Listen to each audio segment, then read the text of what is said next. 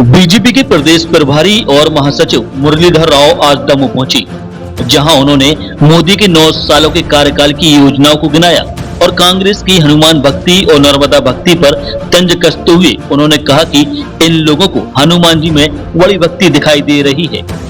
जो राम के नहीं हुए वह हनुमान जी के कब से हो गए।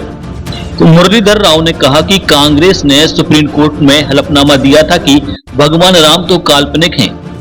उन्होंने सवाल किया कि अगर भगवान राम काल्पनिक हैं तो हनुमान जी सही कहां से आ गए और उनके हाथ में गदा कहां से आया। यह नर्मदा मैया की भक्ति कहां से आई। ये कांग्रेस के लोग केवल वोटों के लिए कर रहे हैं। यह चुनावी नेताओं का चुनावी स्टंट है और कांग्रेसी मौसमी पक्षी हैं। धर्मांतरण संबंधी सवाल के जवाब में मुरलीधर राव ने कहा कि यदि देश और प्रदेश में कोई लव जिहाद, भूमि जिहाद को रोक सकता है तो वह केवल भाजपा की सरकार है, चाहे वह केंद्र की सरकार हो या प्रदेश की शिवराज सरकार हो।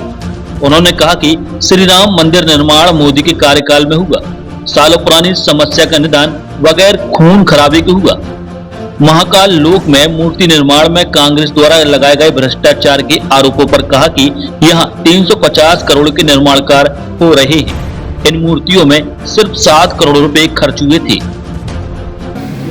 ये महाकाल लोक में जो मूर्तियां गिरी है वो दुखद घटना है और वो होना नहीं चाहिए।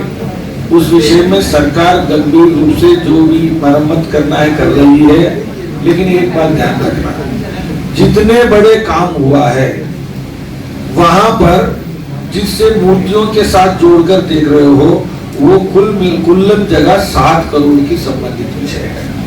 350 करोड़ की काम वहां जो हुआ है उसमें कुल्लन जमा जो मूर्तियों के साथ जुड़ा हुआ विषय है वो 7 करोड़ है। इसीलिए कांग्रेस की समस्या है कि जहां मान लो कोई ऐसी घटना घटती है तो ये लोग पहुंच जाते हैं कि जो मुरमुरा फेंकते हैं तो ये लोग मुरमुरा इकट्ठा करते हैं। मैं पूछ रहा हूं शर्त लगा के, कांग्रेस पूरे मध्य प्रदेश में कितने मंदिरों का उद्धार किया है, बड़ा बनाया है।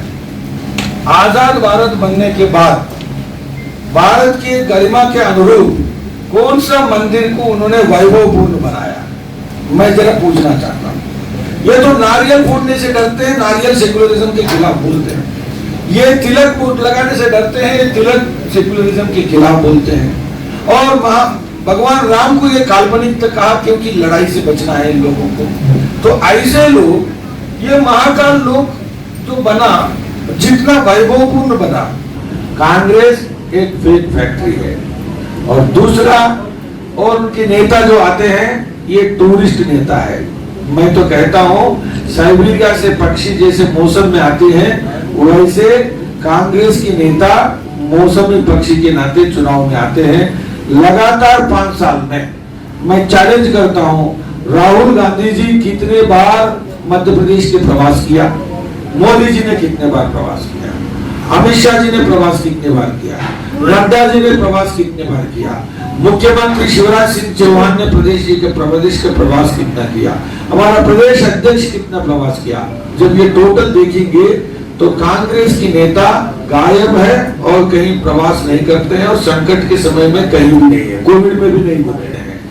अब दूसरी बात है कि ये लोगों को हनुमान जी पर बड़ा भक्ति लोगों में दिखाई दे रही है। मेरे को समझ में नहीं आता, जो भगवान का राम का नहीं होता है वो हनुमान जी का कब से बन गए।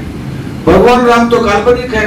सुप्रीम कोर्ट की तो एफिडेविट दाखिल है कि भाई कांग्रेस सरकार के समय में सुप्रीम कोर्ट में एफिडेविट दाखिल किया कि भगवान राम काल्पनिक है। काल्पनिक भगवान राम का ये हनुमान जी कैसे सही कैसे हो गए, उनका गदा हाथ में कैसे आ गए, और ये नर्मदा मैया के भक्ति कहां से, ये वोटों के लिए। तो इसीलिए ये चुनावी स्टंट और चुनावी नेता और मौसमी पक्षी ये कांग्रेस के लोग हैं